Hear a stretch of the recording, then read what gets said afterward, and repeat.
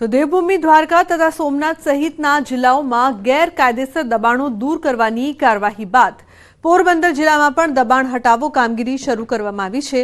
Porbandar city મામલતદાર સહિત અધિકારીઓની ઉપસ્થિતિમાં શહેરના ખાપટ વિસ્તારમાં કમર્શિયલ તથા રહેણાંક દબાણો પર બુલડોઝર ફરી વળ્યું છે।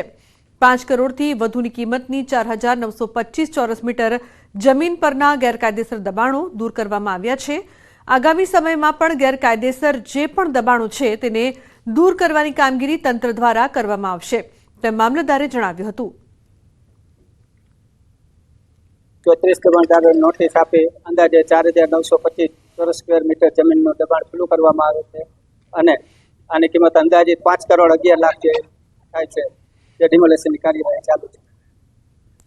તો સુરતમાં માથાભારે આરોપીના ઘર પર ફરી વળ્યું છે બુલડોઝર। કુખ્યાત આરોપી આરિફ શેખ ઉર્ફે મિંડીના ઘરમાં કેટલાક ભાગોનું ડિમોલિશન, ગુજસી ટોકના આરોપીના ઘરનો કેટલોક ભાગ તોડી પડાયો।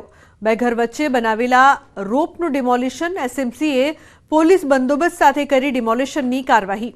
તો પોલીસ આરોપીને પકડવા જતી ત્યારે ફ્લાયઓવર બ્રિજનો કરતો હતો ઉપયોગ। આરોપી અને તેની ગેંગ પર ગુજસી टोक दाखल। एक आरोपी है अठवा पुलिस स्टेशन की हद में रहता है, आरिफ मिंडी करके। उसके 2 घर हैं गली के दोनों साइड में एक फ्लाईओवर बना के रास्ते के ऊपर से गैर कायदेसर और दोनों घरों को जोड़ रखा था। एसएमसी की तरफ से नोटिस भी दिया गया था लेकिन उसकी अवमानना की गई और वो फ्लाईओवर को एज इट इज रखा गया। तो एसएमसी के अधिकारियों के साथ में ये डिमोलिशन का जो काम है ये अभी हो रहा है और पुलिस जाब्ता साथ में है।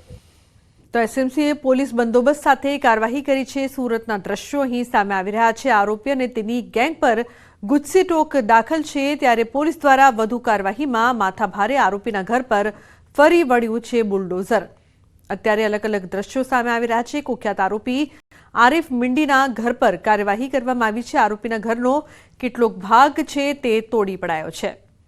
તો બે ઘર વચ્ચે બનાવેલા રોપનું પણ ડિમોલિશન, મેગા ડિમોલિશનની કાર્યવાહી ચાલી રહી છે।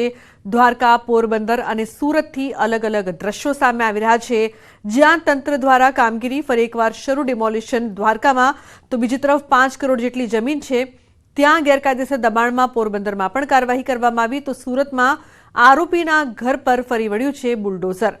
તો મેગા ડિમોલિશનની ગુજરાતના અલગ અલગ વિસ્તારોમાં કાર્યવાહીના દ્રશ્યો અહીં સામે આવી રહ્યા છે।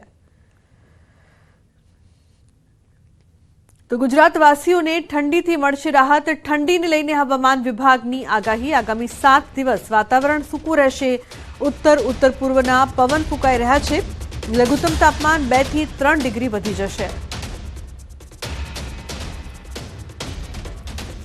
अगले 7 दिन तक मौसम ड्राई रहेगा और लघुत्तम तापमान में 2 से 3 डिग्री तापमान बढ़ेगा और उसके बाद there after no large change category में जाएगा। और जो अभी हवा का पवन का दिशा है उत्तर से उत्तर पूर्व है और अहमदाबाद में जो लघुत्तम तापमान रिकॉर्ड हुआ है वो है 11.4 डिग्री सेंटीग्रेड, गांधीनगर में 10.5 डिग्री सेंटीग्रेड, गुजरात रीजन में सबसे कम तापमान रिकॉर्ड हुआ है और वो है नालिया में 9.8 डिग्री सेंटीग्रेड। अहमदाबाद और आसपास का जो क्षेत्र है इसमें मेनली क्लियर्स का ही रहेगा और तापमान आपका 13 डिग्री सेंटीग्रेड के आसपास रहने का पूर्वानुमान है। तो अन्य समाचार મહીસાગરથી સંતરામપુર તાલુકાના ડોડી લીમડી ગામે ખેતરમાં દીપડો દેખાયો। દીપડો ગામના ખેતરમાં ફરતો જોવા મળતા ગ્રામજનો ભયભીત થયા હતા। ગ્રામજનો દ્વારા દીપડાની જાણ ફોરેસ્ટ વિભાગ અને animal help charitable trust net જાણ કરવામાં આવી હતી। આ દીપડા ફોરેસ્ટ વિભાગ અને એનિમલ હેલ્પ ચેરિટેબલ ટ્રસ્ટ દ્વારા તાત્કાલિક રેસ્ક્યુ કરવામાં આવ્યું। આ દીપડાનું રેસ્ક્યુ કરીને સંતરામપુર વન વિભાગ દ્વારા પશુ દવાખાનાને જાણ કરી પ્રાથમિક સારવાર કરી ફોરેસ્ટ વિભાગની દેખરેખ હેઠળ રાખવામાં આવ્યો હતો।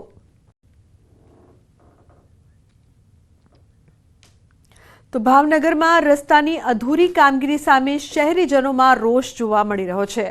टॉप 3 सर्कलथी अधेवाड़ा सुधी नवा बनी रहेला रोडनुं काम मंद गतिए चालता वाहन चालकों ने राहदारीओने भारे परेशानी थई रही छे। 11 मासनी समय मर्यादामां कामगीरी पूर्ण करवानी हती, जो कि 8 मासनो समय वीती गया बाद पण रोडनुं काम अर्धे पण नथी पहोंच्युं। मनपा 39 करोड़ना खर्चे दुखीश्याम बापा सर्कलथी अधेवाड़ा सुधी नवो आरसीसी रोड बनावવાની કામગીરી કરી રહી છે। આ રસ્તો ભાવનગરથી અલંગ, તળાજા, મહુવાને સોમનાથ નેશનલ હાઈવે સાથે જોડે છે, જેથી રાત દિવસ અહીં વાહનોનો ધમધમાટ રહે છે. રોડને 2 ફૂટ સુધી ખોદી નાખ્યા બાદ તેમાં પુરાણ કરી લેવલિંગ કરવામાં આવ્યું છે. જો કે રોજ હજારો વાહનો અહીંથી પસાર થતા હોવાથી ધૂળની ડમરીઓ ઉડી રહી છે. તો દર્દીઓને હોસ્પિટલ લાવવામાં પણ ભારે હાલાકી થઈ રહી છે. રોડનું કામ વહેલી તકે કરવામાં આવે તેવી લોકોની માંગ છે. હવે કોકરી સર્કલ થી અજેવાડા જવા માટેનો રસ્તો જે નેશનલ હાઈવે ને ટચ કરતો રસ્તો છે, આ રસ્તો એકદમ નિરાધાર હોય, જાણે કે એની ઉપર કોઈનો આધાર જ ન હોય અને સરકાર તંત્ર હૂતું હોય એવું લાગી રહ્યું છે કે બંને બાજુના રસ્તા અહીંયા બંધ થઈ ગયા છે, બિસ્માર હાલતમાં પડ્યું છે.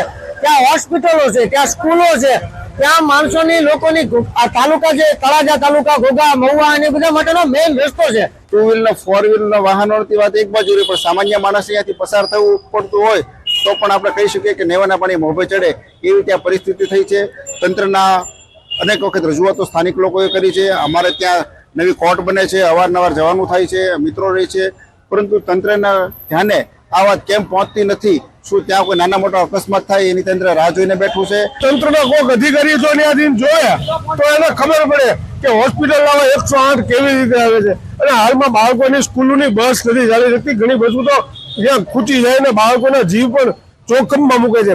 એટલે આ તંત્રને અમારી વિનંતી છે કે 3 જગ્યાએ ભારતીય જનતા પાર્ટીનું શાસન હોય, રામના નામે મત લીધા છે, તો આ તાત્કાલિક ધોરણે આ રસ્તાનું કામ તાત્કાલિક ધોરણે પૂર્ણ કરવું જોઈએ. પંચાયત વાળો જે પોર્શન છે અધેવાડા જૂની ગ્રામ પંચાયત એ પોર્શનને બાદ કરતાં મોટાભાગનું કામ પૂર્ણતાના આરા ઉપર છે. 11 માસની આમાં સમય મર્યાદા છે. સમય મર્યાદાના અંત સુધીમાં આ કામ પૂર્ણ કરવા માટે અમે કટિબદ્ધ છીએ. ભાવનગર કોર્પોરેશન આની પાછળ સતત ફોલોઅપ લઈ રહ્યું છે. તો ખેરાલુમાં બનેલા નવીન આરસીસી રોડને લઈને ભ્રષ્ટાચાર થયો હોવાની ચર્ચાએ જોર પકડ્યું છે. ખેરાલુના શીત કેન્દ્રથી દેસાઈવાડા તરફના નવા બનાવેલા રોડની કપચી બહાર આવી ગઈ છે, જેની નિર્માણ પ્રક્રિયા લગભગ 5 મહિના પહેલા પૂર્ણ થઈ હતી. ફક્ત 5 મહિનામાં જ રોડની આ સ્થિતિ છે. આ રોડનું નિર્માણ અંદાજે 58 લાખ રૂપિયાના ખર્ચે કરવામાં આવ્યું હતું, પરંતુ હવે તેમાં ગુણવત્તાના અભાવે કપચી નીકળી ગઈ છે. ત્યારે રોડની કામગીરીમાં ભ્રષ્ટાચાર થયા હોવાનું લોકમુખે ચર્ચાઈ રહ્યું છે.